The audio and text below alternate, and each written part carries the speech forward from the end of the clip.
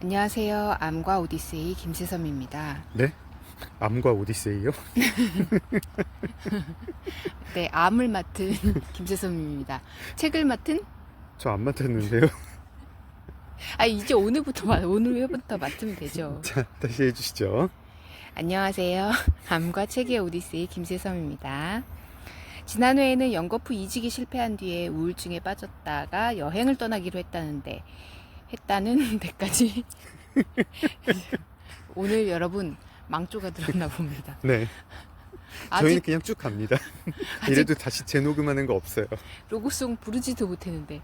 앞부분부터 이렇게 실수투성이면 어떡하죠?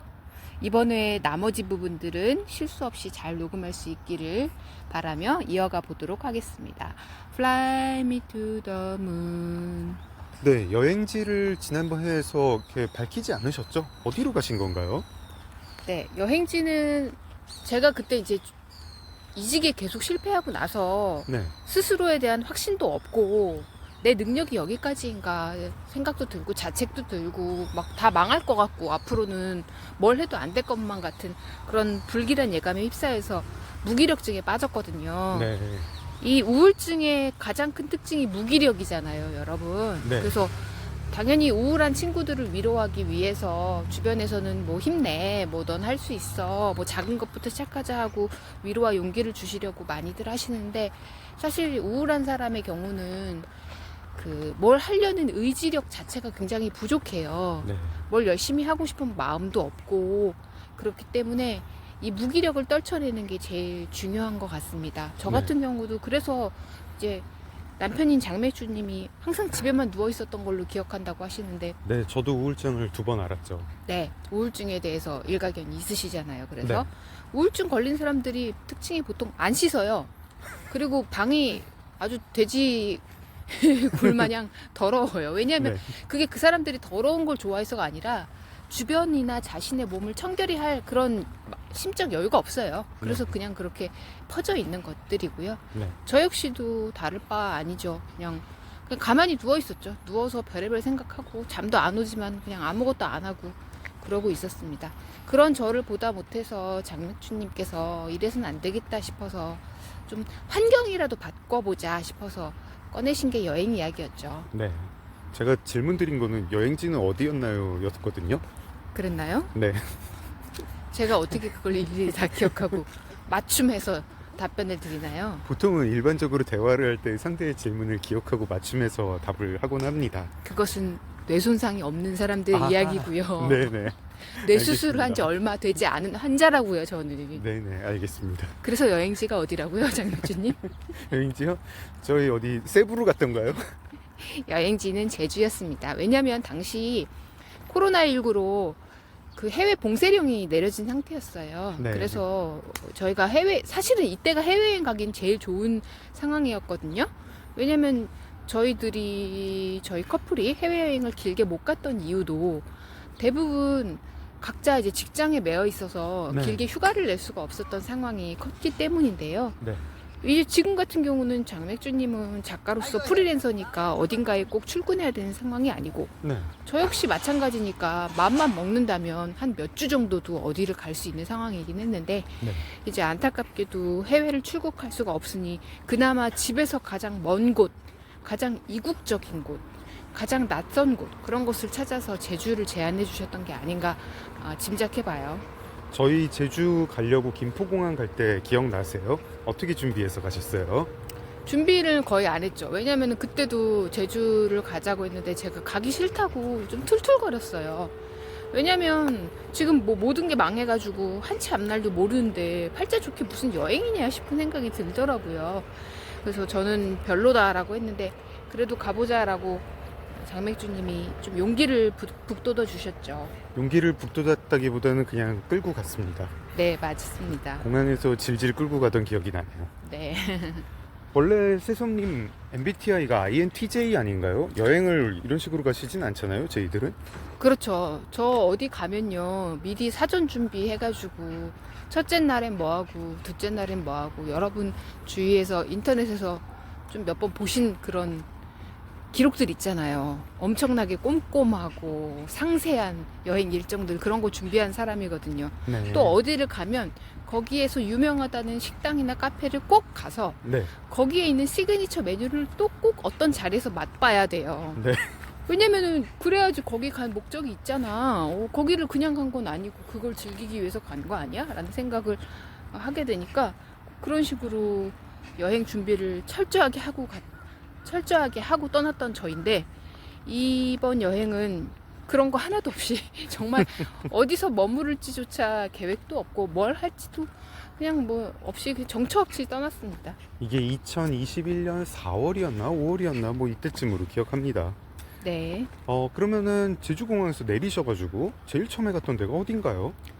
일단 제일 처음에 머무를 한 3박 4일이었나요? 짧게 네. 머무를 작은 호텔 하나는 예약은 해놨어요. 왜냐면 당장 가서 어디서 자지 하고 뭐 호텔 문이나 모텔 문을 두드릴 수는 없으니까요. 네. 그렇게 해서 서귀포에 있는 한 작은 호텔, 풍경 호텔 별관이었던 것 같은데 네. 그곳에 가서 그곳은 예약을 해놔서 그곳으로 가게 되었죠. 뭐 그 제주 여행을 뭐 얼마만큼 가겠다, 어디를 가겠다 이런 거조차 계획을 안 세우신 건가요?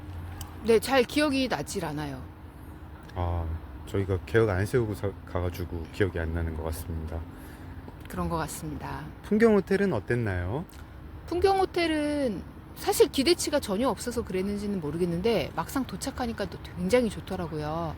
그 호텔은 크기는 작았어요. 근데 복층으로 돼 있어서 뭐가 좋았냐면 복층으로 돼 있고 전망이 통층으로 되어 있어서 네. 통창 유리창으로 되어 있어서 바깥이 아주 시원하게 세로로 길쭉하게 잘 보였었는데요. 그 바깥으로 보이는 풍경에 제주의 바다가 보이는 그런 멋진 호텔이었습니다.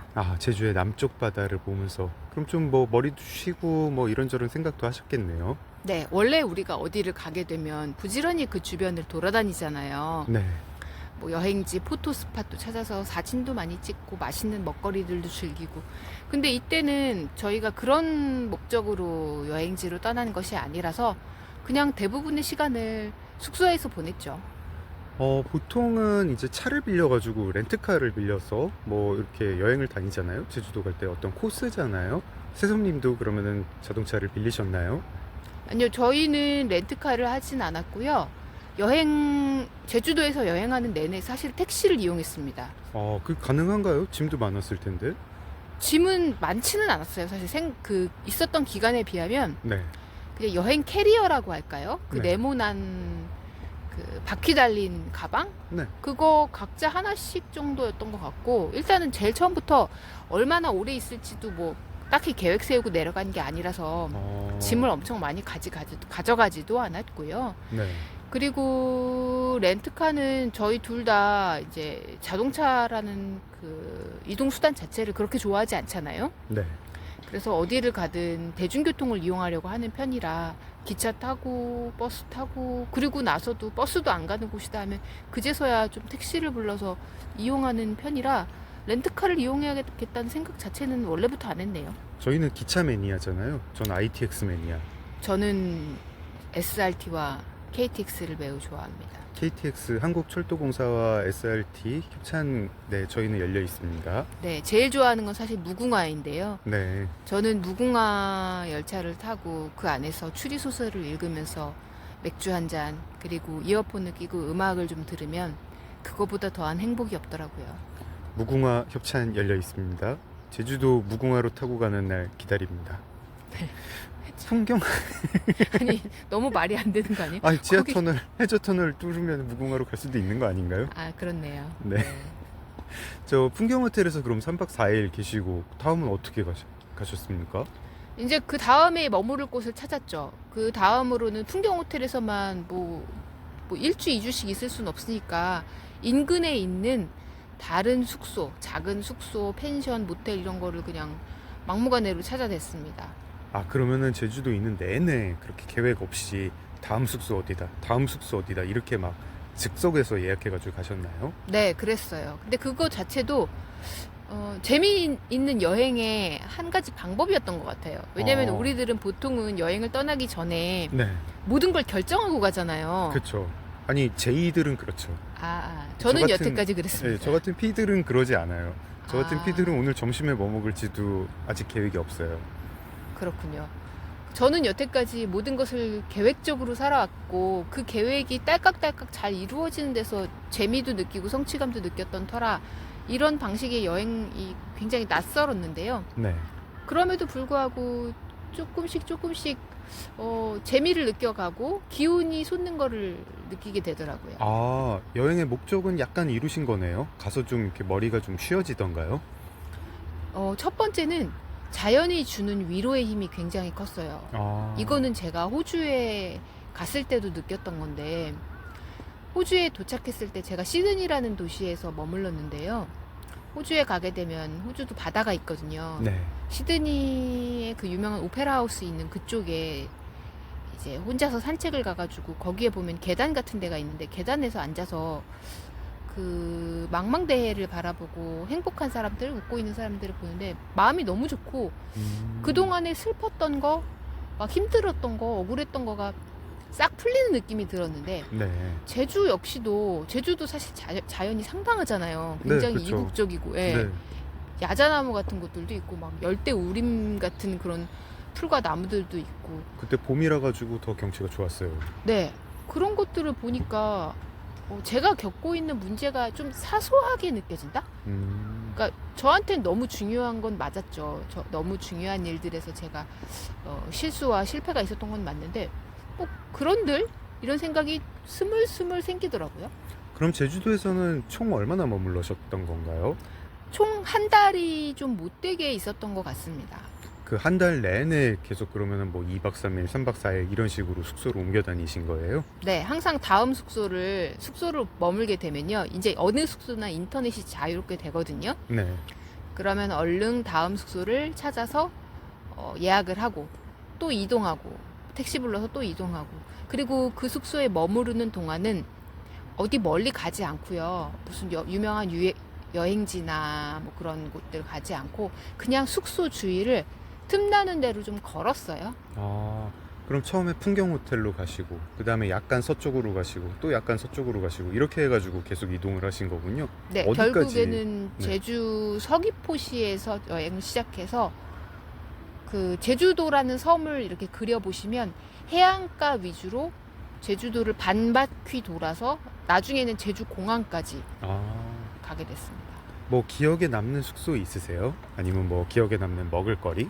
제가 굉장히 많이 질리는 편이라 숙소도 다양하게 예약하려고 좀 많이 찾아봤어요. 네. 그렇다고 많이 찾아봤다고 해도 예전처럼 막 뭐 열심히 찾았다는 건 아니고요. 예전에는 3박 4일 여행을 가기 위해서 6박 7일 검색을 하셨잖아요. 그렇죠. 6박 7일도 짧았죠? 짧았죠. 네, 한 예. 10박 11일 정도 검색해서 여행 갈 때쯤에는 이미 거기를 다 여행을 간 것 같은 기분이 드시곤 하셨잖아요. 그렇죠. 이런 것들에 대해서 또 책이 한 권 있습니다. 네. 네, 청년의사의 박지영 주간님의 여행 준비의 기술이라고. 아하. 여행은 여러분 그 인천공항에서부터 혹은 김포공항에서부터 시작되는 게 아니에요. 여행하기 2달 전 여러분의 컴퓨터와 핸드폰에서 네. 여행은 시작됩니다. 아, 또 역정을 내시는군요. 뭐에 역정이 나신 건가요? 저를 자꾸 놀리시니까 제가 화가 안 나고 왜냐고요. 청년의사 박재영 주간님 이 대목 듣고 계시면은 좋아요, 구독, 댓글 부탁드립니다. 네, 그러면 기억에 남는 숙소와 뭐 먹을거리 소개 좀 부탁드릴게요. 기억에 남는 숙소들은 몇 군데가 있는데요. 네. 지금 첫 번째로 기억에 남는 건 저희가 찾다가 어떤 골프장 안에 있는 호텔을 제가 예약을 한 적이 있어요. 또 네, 예약도 네. 길게 했어요. 4박 5일인지 5박 6일인지. 그쵸. 4박 5일 했었어요. 네. 네. 와, 근데 저는 이제 골프장이 그 시즌에는 인기도 없고 좀 널널하고 골프장 내에 있는 뭐 시설들을 이용도 할 수 있고 그렇지 않을까 생각했는데 와, 골프장에 있는 동안 날씨도 안 좋고 뭐 작고 답답한 숙소에만 있으려니까 굉장히 그 기분이 처지더라고요. 네. 그때가 처음으로 제주 여행에서 첫 번째 위기를 맞은 때였어요. 네. 너무 지루해가지고 그냥 서울로 올라갈까 싶은 생각마저 들었습니다. 조선 명탐정 봤습니다. 거기서 저희. 네, 근데 그 숙소에서 TV와 영화를 볼 수 있는 이제 프로그램이라고 해야 되나요? 그런 네. 것들이 있어서 거기서 영화도 보고 그냥 시간을 대충 때웠죠. 네, 주로 안 좋은 기억들이 남아 계시는군요. 아, 좋은 기억도 있네요. 지금 네. 말씀드리다 보니까. 게스트하우스 쉼이라는 곳에서 머물기도 했어요. 네. 그 게스트하우스 쉼에 머물기로 했던 이유는 그곳은 미니 영화관을 꾸려놨더라고 네네, 하더라고요. 그쵸. 예. 그 사장님이 손재주가 엄청 좋으세요. 목공 기술도 있으시고 그 안에 있는 스피커들, 말하자면 그 게스트하우스에 있는 스피커들, 온갖 가구들을 다 직접 만드셨대요. 그래서 그 미니 영화관이 궁금해서 게스트하우스도 궁금했고요. 그곳에 머물렀던 기억도 납니다. 저도 몇 곳 떠오르는 곳이 있는데 저희가 오늘 녹음한 지 벌써 15분이 넘었어요. 아니, 벌써요? 네. 어머. 주로 이렇게 INTJ에는 무엇이 문제인가 이런 주제를 다루고 깊이 심도 있게 이야기한 좋은 시간이었던 것 같습니다. 아닙니다. 오늘의 주제는 제주에서 저희가 머물렀던 숙소들에 관한 이야기였습니다. 아, 그런가요? 네. 여러분, 그럼 오늘 방송 여기서 성급히 마무리해 보겠습니다. 네. 암과 책의 오디세이 김세섬이었고요. 여러분의 좋아요, 댓글, 구독 부탁드리겠습니다. Stand by me, Stand by me, darling, darling.